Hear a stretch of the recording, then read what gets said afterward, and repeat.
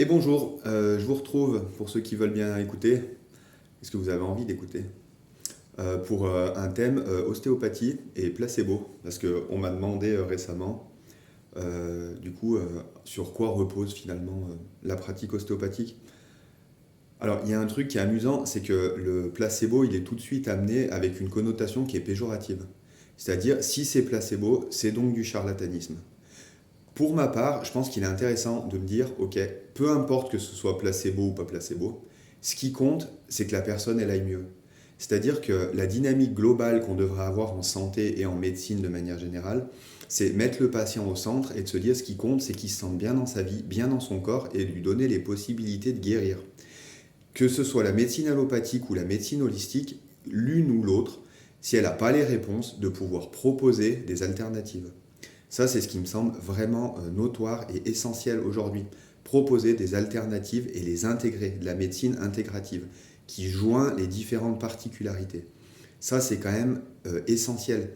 Parce que le placebo, même si moi, en tant qu'ostéopathe, je fais du placebo toute la journée, ça n'a aucune importance. Si parce que les gens viennent me voir et qu'en les touchant, ou la manière que j'ai de leur parler, ou peu importe, ça leur permet que leur douleur disparaisse, et ben, il n'y a aucun problème. Même si factuellement je ne fais rien, aujourd'hui, on n'est pas en mesure de le prouver, personne ne l'a étudié de manière sérieuse, la thérapie manuelle. Il y a eu quelques petites ou vagues études sur le toucher thérapeutique, mais on n'a jamais fait des expériences et des études sérieuses sur le toucher et ce que ça produit sur différents plans, etc. Donc ça, c'est quelque chose qui est quand même notoire. Le placebo, c'est pas un problème. La question est juste de savoir comment on permet à la personne d'aller mieux et de sortir l'idée du placebo qui serait une sorte de charlatanisme. D'autre part, ce qui est très très amusant, c'est que j'ai eu affaire à des médecins qui m'ont fait beaucoup rire ou des discussions avec des kinés. Donc, soit, alors quand il se passe rien, enfin, sachant qu'il y a au moins 7 ou 8 patients sur 10 qui ressortent du cabinet, il y a une augmentation mesurable en termes de mobilité, de mieux-être et de diminution de la douleur. Donc à partir de là, on est quand même sur des moyennes qui sont plutôt hautes, hein. Sinon, je ne pense pas que les cabinets d'ostéopathie ou autres fassent autant de consultations à l'année. Les gens payent de leur poche quand même des sommes assez considérables pour voir quelqu'un. Donc, surtout dans les temps qui courent. Donc, je pense que si ça ne servait à rien, les gens arrêteraient d'en consommer, entre guillemets, ou en tout cas venir nous voir et de remplir nos cabinets euh, tout autant qu'ils sont. Parce que là, sur Gap, par exemple, je crois qu'on est 50 000 habitants, Gap et agglomération, et on doit avoir 40 ou je ne sais combien, une quarantaine d'ostéopathes, en tout cas, sur Gap, agglomération, ce qui fait quasiment un ostéopathe pour 1000, quoi. Ce qui est quand même assez incroyable. Et les cabinets fonctionnent. Et on en vit de notre activité, etc.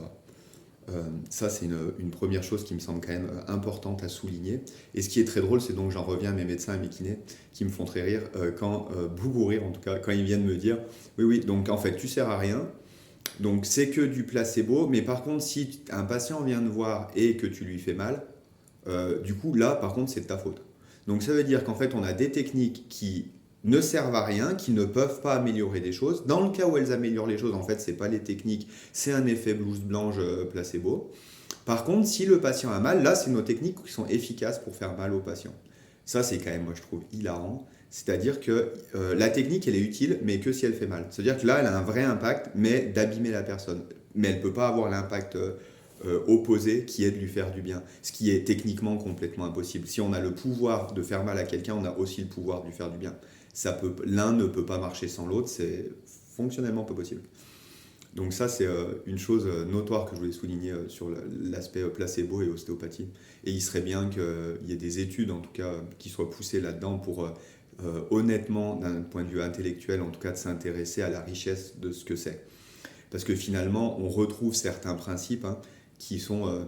le principe fondamental de la thérapie manuelle, c'est que le micro-mouvement dans les articulations, qui est donc considéré comme non existant dans la biomécanique du corps, permet un retour de la grande mobilité. Ça, c'est un fait, empiriquement, ça fonctionne. On travaille sur des micromobilités de vertèbres qui sont soi-disant impossibles à sentir.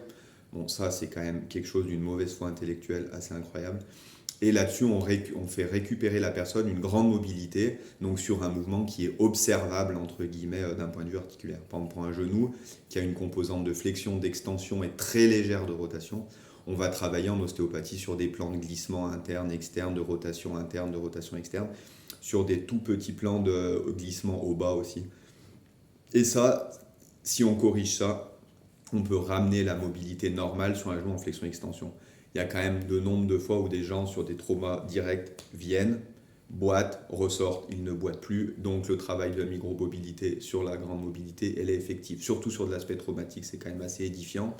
Il faudrait que les médecins aillent passer quelques mois en observation dans des cabinets d'ostéo, ça leur ferait quand même le plus grand bien pour sortir de leurs idées et de leurs préconçus et qu'on puisse enfin travailler tous ensemble finalement pour le bien commun du patient en fait. Euh, du coup, voilà, et d'arriver du coup à trouver une synergie entre nos pratiques, ça ce serait quand même quelque chose qui serait quand même super. Du coup, voilà, au lieu de se tirer dans les pattes en permanence, et ça rejoint la métaphore de l'éléphant que j'utilise dans une vidéo précédente qui finalement pourrait être utilisée pour tout. C'est-à-dire que si la santé et la médecine, la guérison en tout cas, serait l'éléphant, chacun on en a un pôle. Le naturopathe va travailler sur une polarité, le diététicien sur une autre, l'ostéopathe ou le thérapeute manuel sur quelqu'un d'autre, quelqu'un qui fait du magnétisme ou des soins énergétiques aussi. Aujourd'hui, quand même, les hôpitaux, les infirmières dans les services de grands brûlés, dans des services de pointe, appellent des coupeurs de feu, hein. Donc, il y a un moment donné, si ça c'est admis, l'hypnose est admis, on se sert de l'hypnose, etc. Si on voulait, on pourrait étendre et en fait avoir des pôles comme ça qui se rejoignent. Moi, si je prends un exemple, là je fais une extension très rapide, ça fait des années, suite à des problématiques, où quand l'hiver arrive, l'humidité et le froid généraient des sensations mais vraiment très désagréables, à tel point que j'allais quasiment une fois tous les 15 jours au sauna pour arriver à réchauffer mon système de l'intérieur. Ça fait des années que ça dure. Euh, donc ça, avec certains aliments, des troubles digestifs qui étaient déclenchés suite à je pense, amibes qui ont été attrapés il y a une vingtaine d'années au Maroc sur un trip grimpe, et du coup qui a engendré de manière chronique des désordres intestinaux. En allant prendre la médecine de l'ayahuasca au Pérou, quand j'ai bu ça et que la dame s'est mise à chanter, l'intérieur, c'est comme s'il chauffait de l'intérieur, et c'est aujourd'hui là, je me dis, putain, c'est incroyable, c'est le premier hiver depuis 10 ans où je ne suis pas incommodé par l'humidité et l'hiver. Les douleurs articulaires qui arrivaient à ce moment-là, elles ont disparu, et mes troubles intestinaux chroniques ont disparu aussi. Donc je me dis, c'est quand même incroyable, placebo, pas placebo, je ne sais pas, mais en tout cas, ce qui s'est passé là-bas est significatif. Donc est-ce que ça, on ne peut pas l'inclure et aller essayer de regarder comment ça fonctionne de manière réelle? Ce serait quand même quelque chose d'assez incroyable.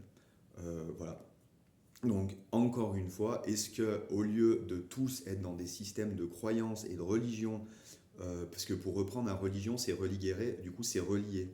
Et aujourd'hui, les humains, ils ont besoin de quelque chose qui les relie sous forme de communauté, peu importe en fait que ce soit religieux, l'athéisme, le capitalisme, etc. Ce sont des systèmes religieux qui relient les êtres humains sur un système de croyances où les gens ont l'impression qu'ils appartiennent au même groupe.